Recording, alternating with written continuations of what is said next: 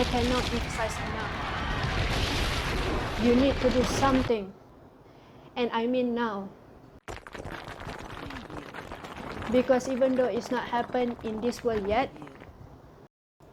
you will feel it soon.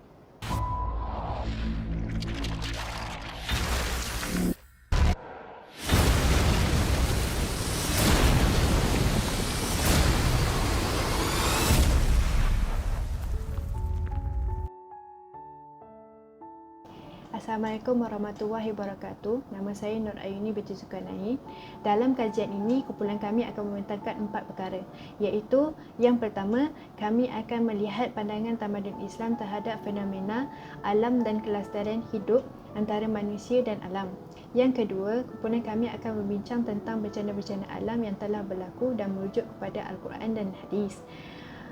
Yang ketiga, kami akan memaparkan kesan-kesan yang berlaku kepada manusia dan alam sekiranya kita tidak berbuat apa-apa. Dan terakhir sekali, kami akan membentangkan kesimpulan yang dapat diperolehi daripada kajian ini. Sekian, terima kasih. Assalamualaikum warahmatullahi wabarakatuh. Nama saya Nurul Sadah binti Zamini dan saya akan pergi ke isi seterusnya. Kehidupan manusia tidak terbatas antara hubungan manusia dengan manusia. Malahan, hubungan manusia dengan alam sekitar.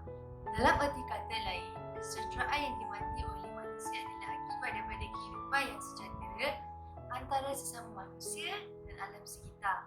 Dalam proses pembangunan pula, manusia mempunyai kecenderungan untuk menguasai dan mengeksploitasi alam sekitar secara berlebihan dengan menggunakan sains dan teknologi.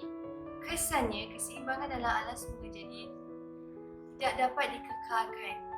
Peristiwa seperti tanah runtuh, wabak penyakit dan pemanasan global dan sebagainya menyumbang ketidakstabilan ekosistem kesan daripada aktiviti manusia. Jika ini berlaku, maka kemerosotan dan keutuhan peradaban boleh berlaku. Kerana salah satu faktor yang boleh meruntuhkan sesuatu tamadun ialah berlakunya bencana alam. Oleh itu, kerajaan perlu menyadari betapa perlunya kita memelihara dan memelihara alam semula jadi. Prinsip Islam hadiri yang ke-9 iaitu memelihara dan memelihara alam semula jadi merupakan satu usaha kerajaan menyimpangi pembangunan negara dengan usaha-usaha keprihatinan memelihara dan memelihara alam sekitar yang berkualiti. Kerajaan juga perlu menitik beratkan kesepaduan nilai-nilai dalam alam sekitar dengan kehidupan manusia bagi pembangunan ekonomi dan sosial. Dalam arti kata lain, pembangunan dapat diteruskan tanpa mencemari alam sekitar. Nama saya Tiongkok. Saya akan membincangkan pandangan tamadun Islam terhadap fenomena alam dan kelestarian hidup antara manusia dan alam.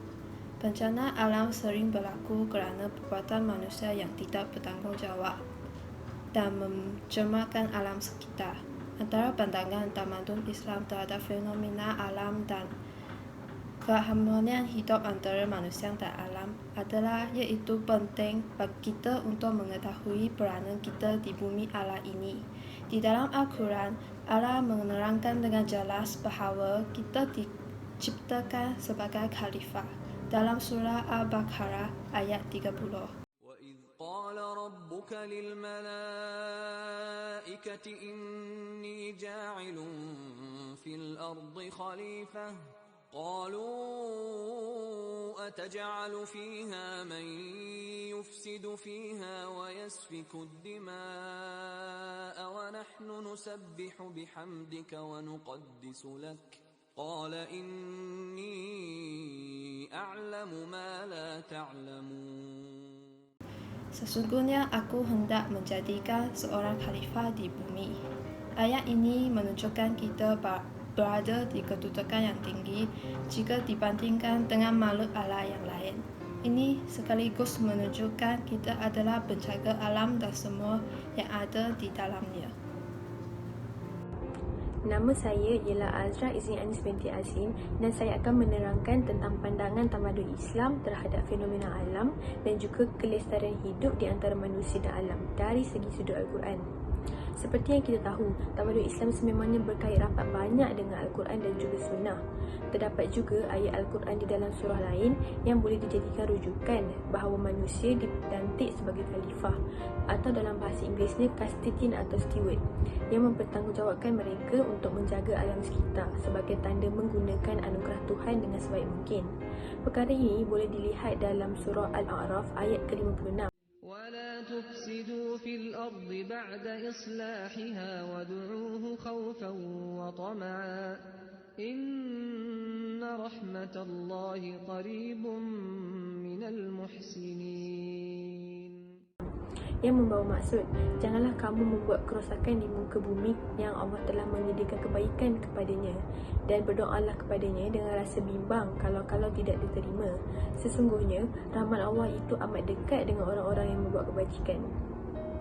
Jadi sebagai manusia, kita memainkan peranan yang amat penting secara umumnya untuk menjaga dan juga menghargai alam sekitar dengan banyak cara, seperti contoh, jangan membuang sampah merata-rata, jangan menebang pokok dengan drastik, dan juga jangan membuat pembakaran terbuka secara meluas dan juga banyak.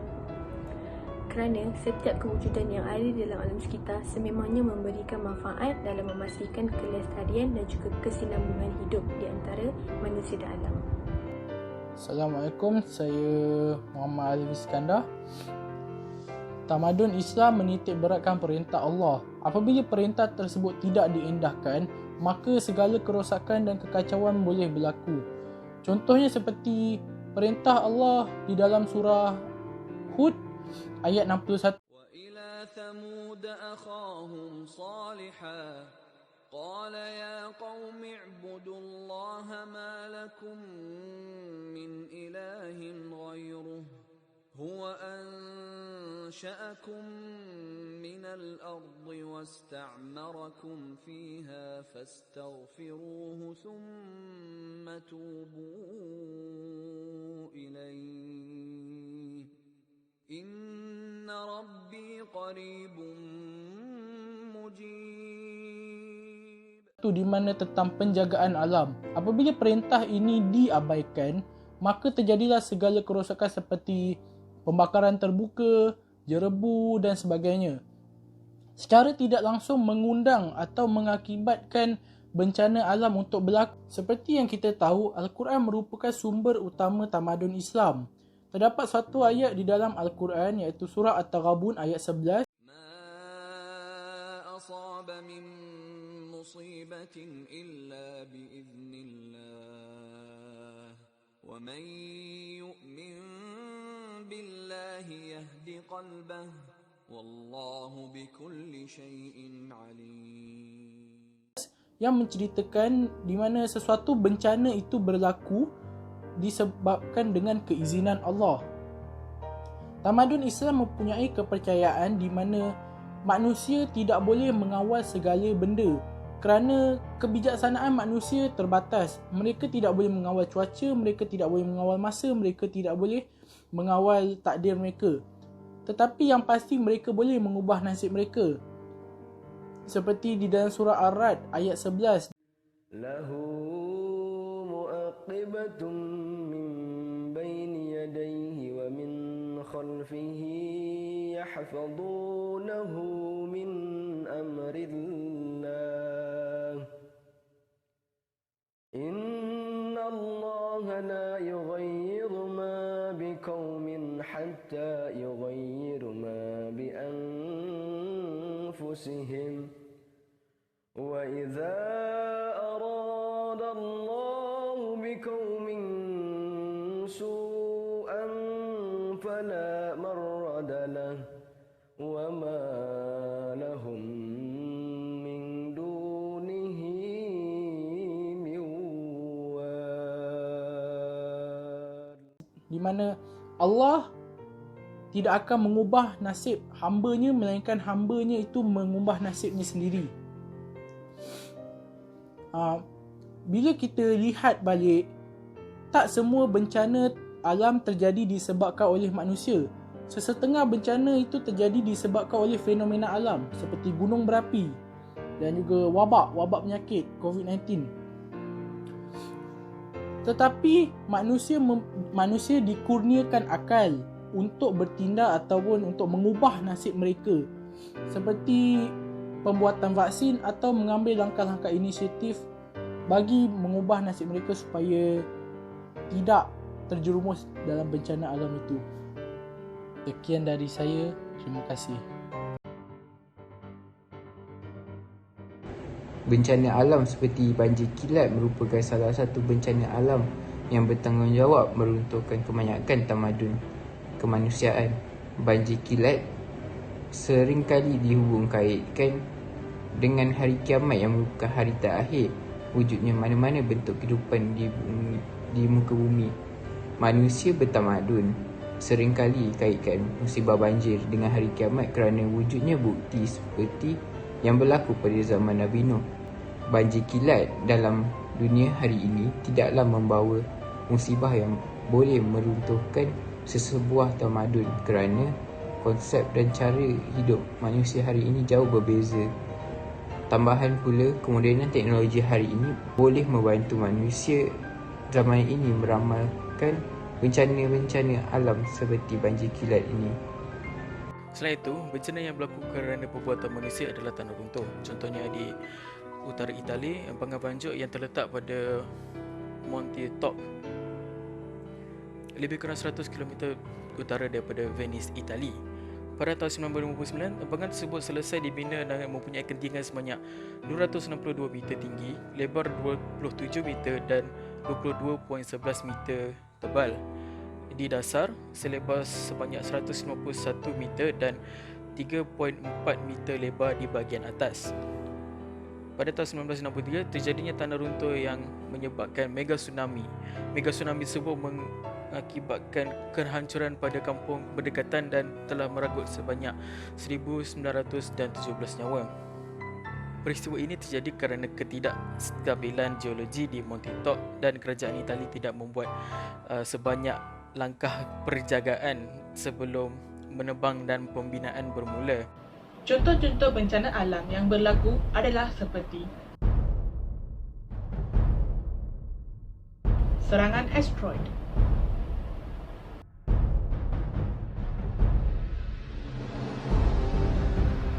hujan cube ais,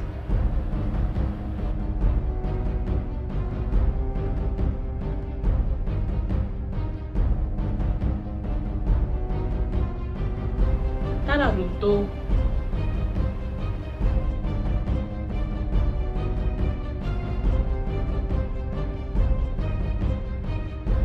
banjir kilat,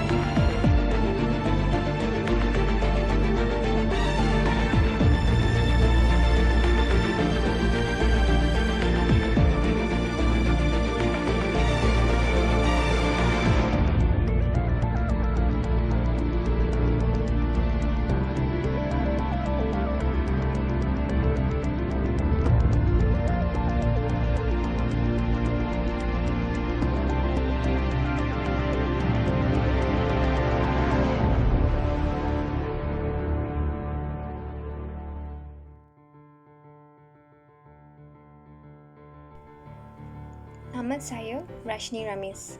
Daripada perbincangan tadi, kita boleh membuat kesimpulan bahawa dari sudut pandangan tamadun Islam, sesungguhnya apa yang dikurniakan oleh Tuhan kepada umat-umatnya hanyalah pinjaman semata-mata serta merupakan suatu amanah kepada manusia untuk menjaga serta melindungi alam dengan sebaik-baik kurniaan.